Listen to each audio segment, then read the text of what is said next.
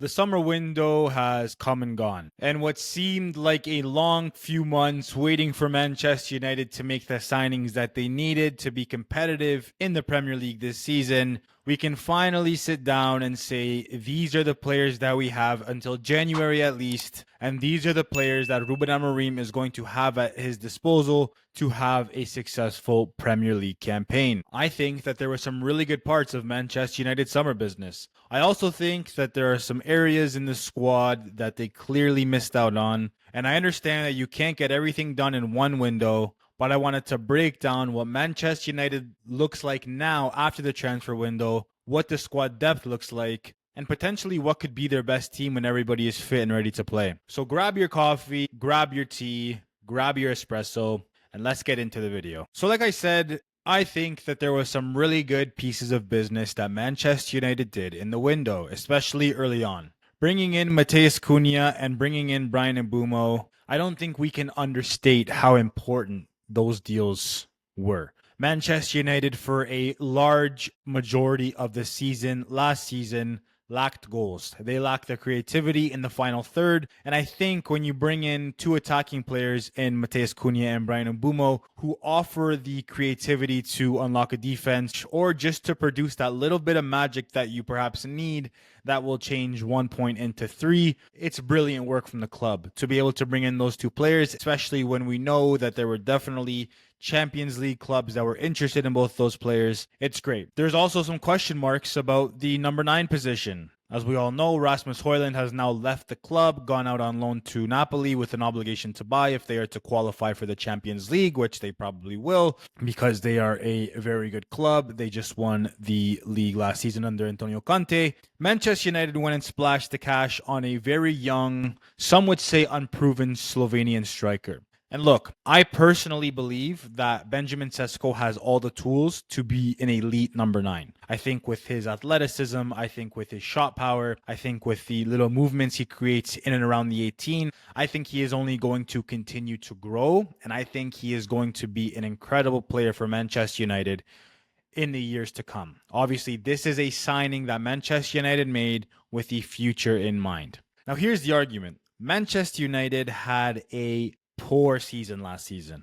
Obviously, finishing where they finished in the table, losing in the Europa League final to Tottenham, there is no room for error this season. Manchester United must push for European spots this season, and I think anything less than that is simply unacceptable for a club like Manchester United. The argument you can make is, does it make sense bringing in such a young, unproven striker in a attack who has struggled in the past season to score goals? Obviously, bringing in 3 new players to play with each other, there can be some growing pains. There can be some challenges, and we've seen it, I believe, in the first few games of the season. We've seen a bit of brilliance from one individual in a specific moment, like a Cunha or like an Mbeumo, but it is going to take time to gel. And I think that the questions are fair in that, did United need to go after a young striker this summer? Could they have gotten a cheaper, more proven number 9 and splashed the cash on a center midfielder? And we're going to get into the center midfield. But I think at the end of the day, Manchester United saw an opportunity to go and bring in a number 9 that they think can have long-term success at the club. I think it is a good signing for Manchester United, and I think he is going to come good. I think he is going to be a very good number 9 for the club in the next few years, at minimum. Now, behind the front 3, the starting front 3, I would assume it should be, if everybody is fit, you have Mason Mount and you have Joshua Zirkzee. Joshua Zirkzee came on against Burnley and created a spark, was creating chances for his teammates. We know the type of profile he is. He's different to Sesko. Sesko is more that number 9, that big, powerful number 9 who's going to get into the box, who's going to score goals. Zirkzee is more of a facilitator. He's more of a creator. He likes to drop in to these pockets of space here, and he likes to link play.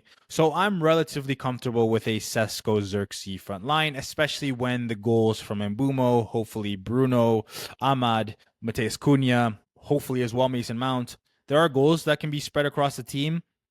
And I do like the way that Manchester United decided to tackle the number 9 position this summer. Obviously, in the left 10, we don't even need to really speak on this player because we know how big of a fan Ruben Amorim is of Mason Mount and the work he provides for the club, especially when pressing, especially when dropping deep And when they go into a 4-4-2 shape off the ball, we know the work that he does defensively, and we know that that is an invaluable profile for Ruben Amorim.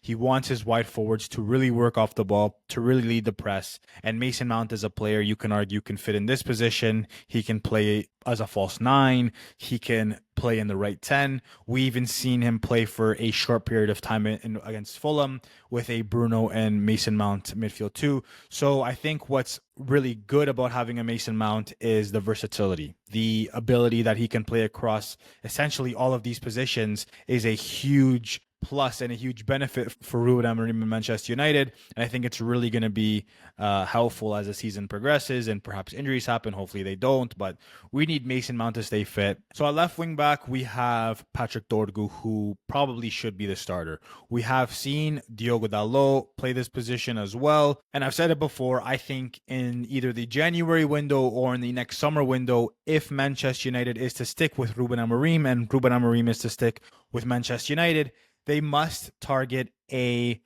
1v1 specialist in this left wing back position. Again, we've spoken about how this is a more attacking formation when the profiles are there. Dorgu is not necessarily a 1v1 specialist. I actually think Dorgu would be brilliant in a back 4 as a left back, but he can get up and down the pitch. I do think he's going to have a good season. He had a tough time against Grimsby. He was dropped against Burnley. I trust that he's going to have a good season.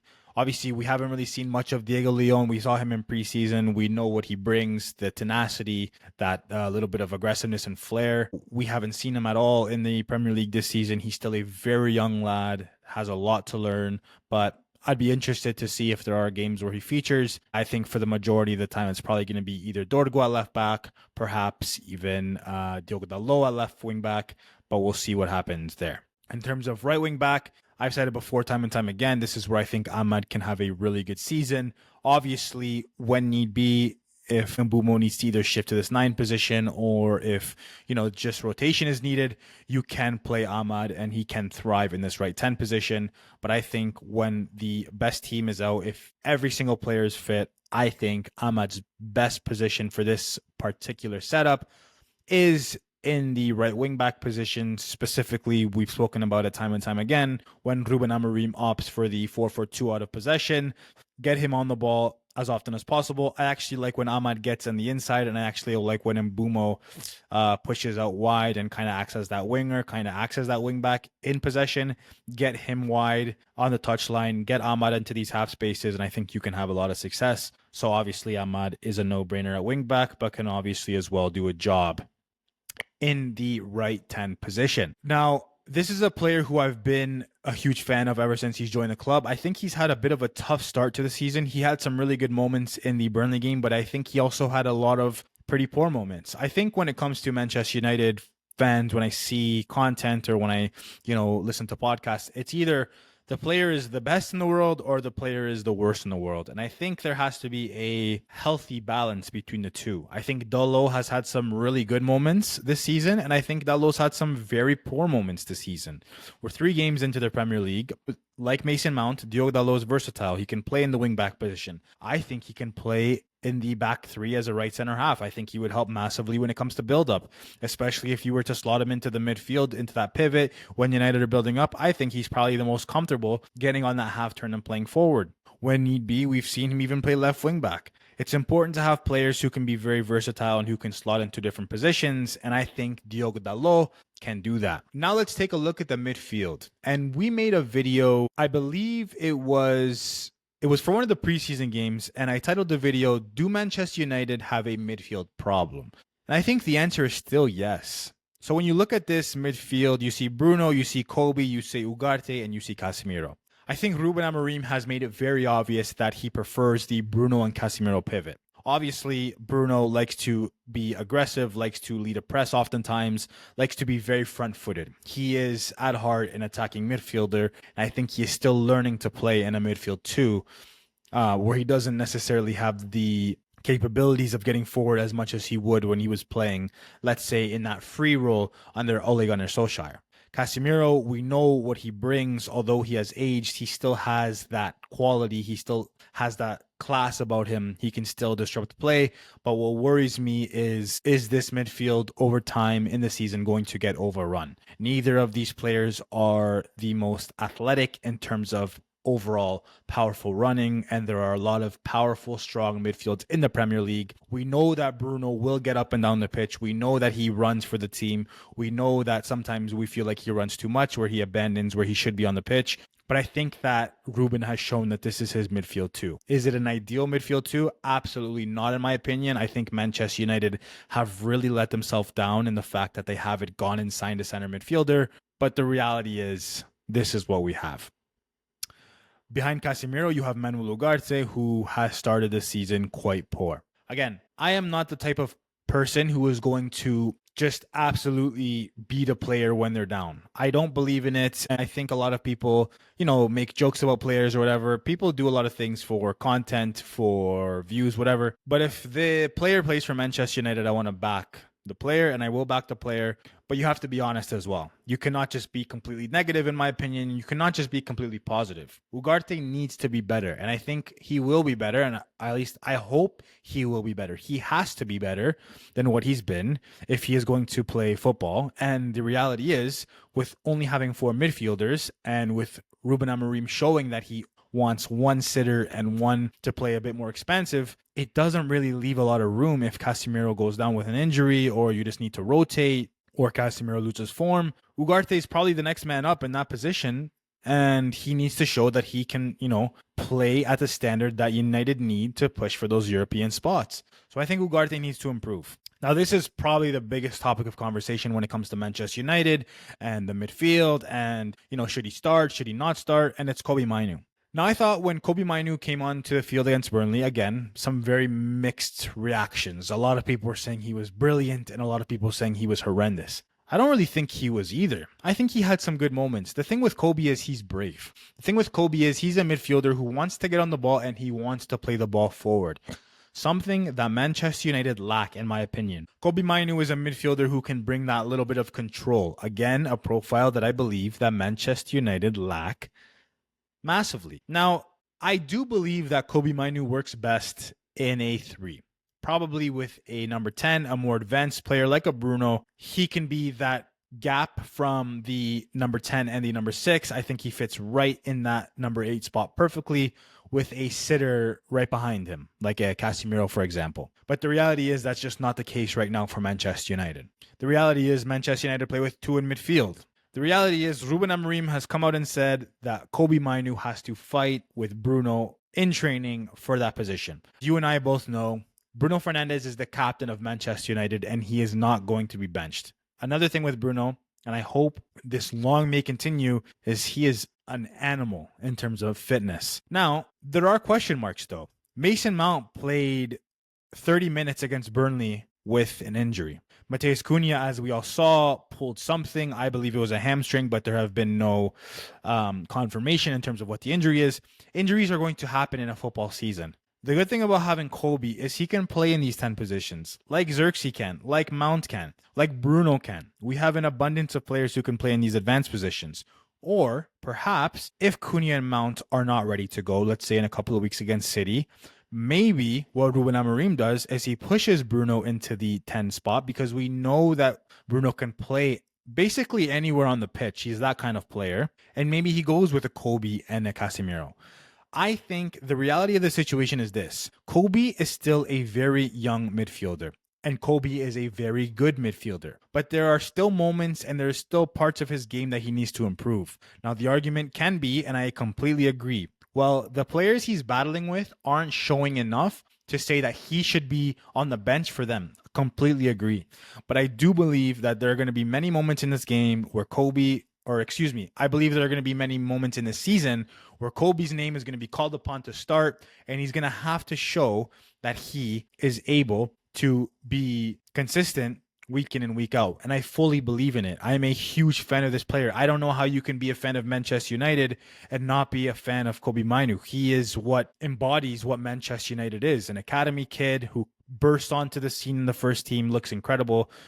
I want this guy to succeed so badly, and I think he will succeed. I think talent like that will always succeed. So I think we just need to calma a little bit on the Kobe Minor situation. He's going to play a lot of football. He wanted to leave on loan. The club didn't let it happen. He's going to play a lot. He's going to have a successful season. I think he's going to be an integral part of Ruben Amorim's Manchester United in the 25-26 season. Now let's move to the back line. So again, we have players who can shift around, but this is just where I think that they are at their best. So in the right center half spot, I have Lenny Euro and Mazraoui. Again, I think Lenny Euro can play in center half. I think he can also play in the left center half. I think why Lenny Euro is so important playing in the wide areas is because of how good he is with progression. We've made a ton of content already on Manchester United's build-up, their tendencies, their patterns, and we know that Ruben Amorim likes to use his wide center halves a lot in build-up, and if you watch Sporting, it's nothing new.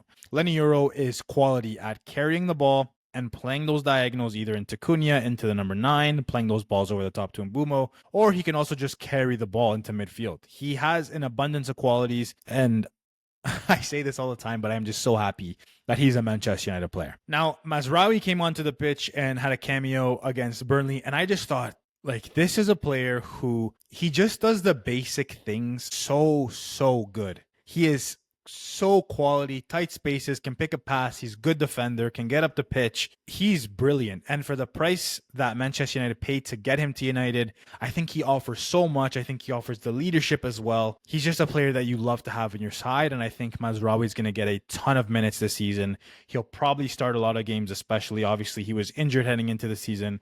But it's so good to see him healthy, fit, and ready to play a big part for the side this season. Now, when we look at the two center halves, I think the most obvious choices are De Ligt and Maguire. I think De Ligt has had a really strong start to the season this season. His duels against Gyökeres, I thought he dominated him. I think he looks very strong in those 1v1s. He's very good at reading the game and stepping out into these pockets when the opposition midfielder is trying to fizz the ball into the number 9. He reads the game really well. And I'm interested to see the amount of games he starts compared to Harry Maguire. Now, what Harry Maguire brings you, we know, is his aerial threat. Not just defensively, but on set pieces offensively. Harry Maguire is just a colossus when it comes to set pieces. And I just think he has shown time and time again his professionalism, his leadership, what he's gone through, the abuse that he's received from Manchester United fans, for him to, make himself a staple in the side again. I will always root for this guy. I don't understand the hate for this guy. I think he has, an abundance of qualities that you'd want in a center half. Is he good enough to start week in, week out for a Premier League winning side? You can argue no. But is he an invaluable player, in my opinion, to have in the side to rotate in for specific moments in games, even to start in the center? I don't think that's even arguable. Now, when we look at the left center half, I think Luke Shaw's had a pretty strong start to the season as well. Again, he's had some moments, and he always does. But another thing when it comes to Luke Shaw is his ability to progress play. I think he's one of the better passers out of all of our defenders. He, like Lenny Euro, can fizz these passes out to our forward line, can break lines and get the ball into Bruno, can fizz passes into the left 10, can play the ball into the channels for the number 9. He offers an abundance of quality in possession in particular. Now, the question is, what happens when Lisandro is back and fit? I think Lisandro is the best player for that left center half position because, in my opinion, he is a cheat code in build-up. The amount of times that he can receive the ball in the half turn, bypass a forward that's pressing him, and advance the ball is incredible. And I think that he's going to be so important for Manchester United if we are going to have a successful season this season. I just hope that he can stay fit because obviously he suffered a horrific injury last season. And with those injuries, you never know if the player is going to be the same. So let's just hope that Lisandro can be fit and ready to go for the entirety of the season. I've heard that he's supposed to be ready to go in September. So hopefully after the international break, I doubt he would start at the Etihad against City, but let's just integrate him back into the side because I think he is so important, not only with his qualities as a footballer, but just that leadership, that mentality that he brings. I think United have missed him since he's been gone, and I think he's going to be a very important piece to the puzzle when he's back. Last but not least, for the defenders and for the outfield players, it's Aiden Heaven. I noticed that I didn't put Cheeto as well in the number 9 spot. I just don't think he's going to play a lot, which is why I didn't add him. Obviously, I thought he was going to go on loan, but apparently that's not going to happen. Obviously, the window's shut now. But yeah, back to Aiden Heaven. I really like this player. I think he has a lot of quality both in possession and defending these wide zones 1v1. I've shown time and time again in analysis videos that I think he could be a good left back in a four. He can play in that center half spot, but he's still a really young guy. He is still a very young player. He needs time to grow. He needs time to improve. And I think with the leadership of Lissandro and Luke in front of him, I think it's going to only help him, continue to grow and become a good player. I do think there will probably be times in this season where he features, maybe even starts. But we'll have to wait and see. Now moving on to the goalkeeper. So United did a very late deal in securing, I want to say it's Le Mans, but I feel like I might be pronouncing that wrong. So if I am, please let me know in the comments down below. And I gotta be completely honest, I refuse to pretend like I am a goalkeeping expert. I have watched a lot of this guy's game tape ever since Manchester United were linked with him, and I've seen some good stuff. And I think, there is no doubt about it that he is joining Manchester United to be the number one.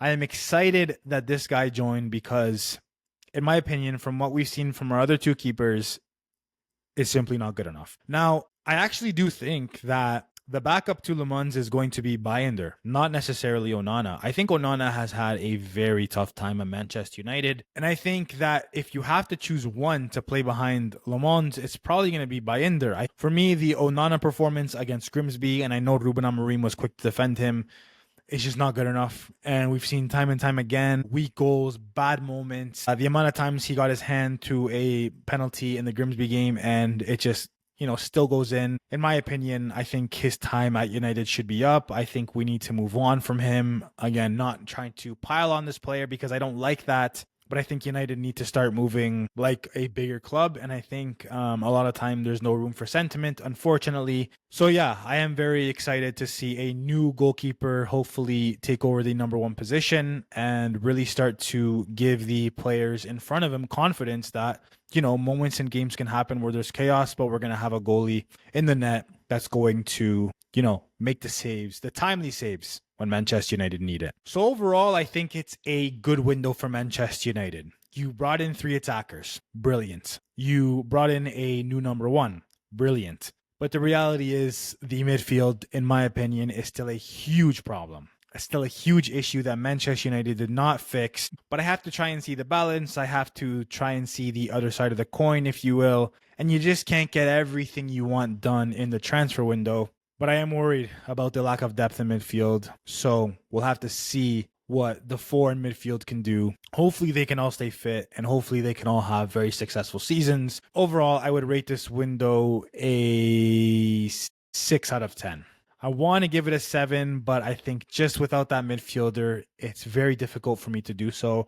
I would have also liked to see a wingback come in, but you can't have everything you want, I suppose. That is it for this one. Let me know in the comments down below what you think, what you thought about the window. We have 2 weeks now until the clash against City at the Etihad. We are obviously going to be doing a lot of content regarding that game. I'm very excited for it. Remember to hit the bell notification so you never miss an upload. I appreciate you all for tuning in. As I always say, we'll chat to y'all again very soon. Until next time, peace.